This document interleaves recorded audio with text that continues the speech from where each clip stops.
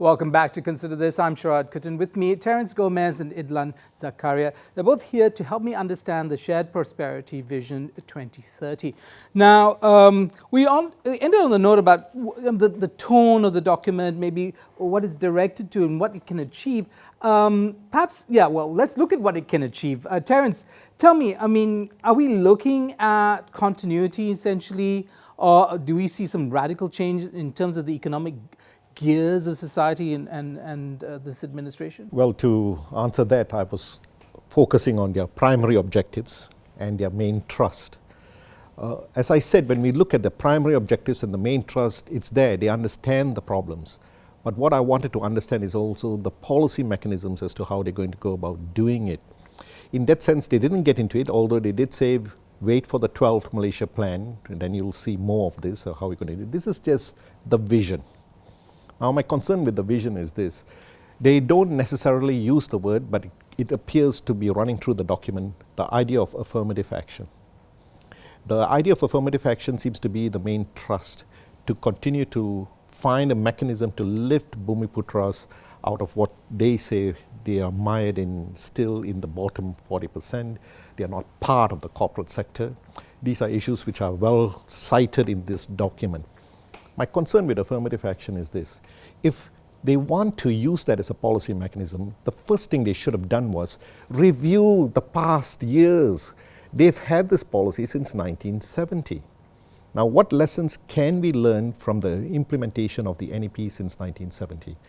We do know one thing. It did help reduce poverty appreciably.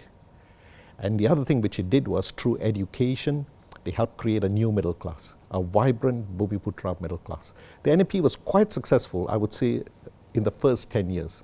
There was a shift later to business. When affirmative action focused on business, the lessons are very clear. They have not been successful. This document admits it. But interestingly, the focus is on the business aspects. And instead of thinking of how to redress the problems that are very clear to us, we've created a crutch mentality, as Mahathir has said, a dependency syndrome. How do we get past it? There's no response to that. In fact, it seems to be more of the same that's coming out of this. Right, so doubling down on the issue of corporate equity and ownership and stuff. How did you read this? Do you see that essentially this document is centered on the question of affirmative action? Is it addressing the Malay ground more than the kind of Malaysian ground, as it were? It's a very interesting question, Sharaad, because on the website, if you go to the Makmur Bersama 2030 website, there's a quote from Tun Mahathir, if I could just, it's in Malay.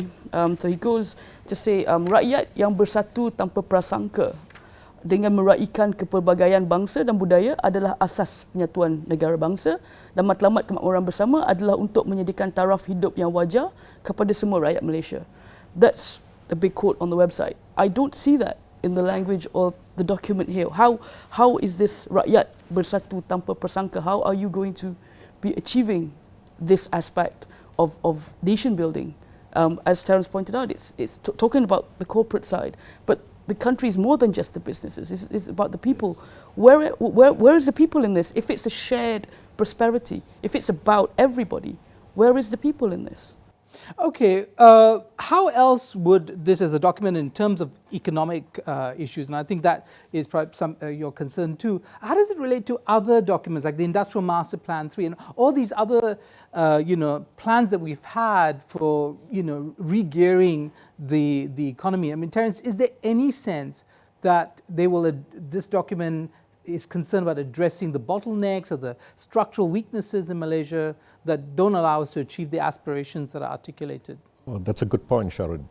If you look at the 9th Malaysia Plan, for example, and the 10th Malaysia Plan, I want to focus on those two because they were under different prime ministers. 9th was under Abdul Ahmad Badawi and the 10th was under Najib Razak. In the 9th Malaysia Plan, there was a shift towards helping small and medium-scale enterprises. Now, that is important because they constitute 98% of the corporate sector by the government's own admission. If you look at Najib's plan, Najib talked about a new economic model, and Najib brought it up in 2009 in response to the 2008 global financial crisis. So clearly both of them were admitting that there was major structural problems that needed to be addressed. Now what's the difference here? SMEs on one hand had to be the focus, that's true. The second thing that Abdullah spoke about was the public delivery system.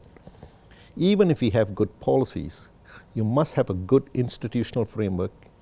The bureaucracy must not only be able to develop the policies, they must also be able to deliver the policies.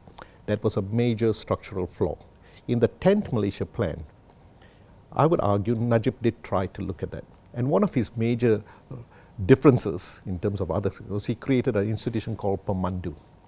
Pemandu was supposed to come up with the new policy directions, taking it out of the frame of the public sector. But the big problem was also, again, implementation. So that's why I looked to this document to see whether they understood two things. One, how much are we helping the SMEs? They constitute 98% of the corporate sector. Second, how much is there in terms of reforming the public sector to become an effective public sector to deliver the policies? Public sector, hot potato, isn't it? A big, hot, steaming potato in the Malaysian landscape. Idhan, what do you think? I mean, can this government be much more kind of focused on reforming the delivery system? I think the government can do quite a lot with this.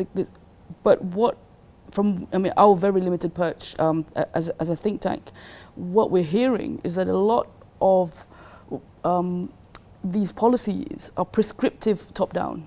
There isn't a lot that is moving in the other direction. So these policies, the public sector, if you're trying to reform anything of that nature, you've got to kind of start talking to the parties that you are trying to reform, to bring back up to wherever you need it to be. I mean, if you look at the public sector right now, people are talking, for example, about pension reform, which is a big thing in terms of saving money for the government. But in terms of the will of taking it forward, the clarity of the plan, the communication about this is where I think the government can still improve. Terence, you want to jump in there? Yes, I would like to respond to the question that you just raised. Can the public sector or public institutions play a role to deal with the problems that were raised in this document? Now, one key point which was raised was about regional diversity, inequalities in terms of regional diversity. So, for example, we see great growth rates in the industrialized states in the southern coast of the peninsula, FT also, but we see great poverty in the northern parts of the peninsula as well as in the Borneo states. Does the government have an institutional framework to help them? Yes, they do. I'm talking about statutory bodies, Kesedah, Ketengah. These are institutions which have grassroots right down to the bottom, and those are the people we need to help, the really rural poor, where we know there's hardcore poverty. The question I was looking for is, are they using that institutional framework that is already there, especially through the Ministry of Rural and Regional Development, to help redress these problems? Those are mechanisms in place which, if they use it effectively, can be done. But I didn't see that. I didn't see effective use of these things. We'll take another short break. We'll be back with more. Stay tuned to consider this.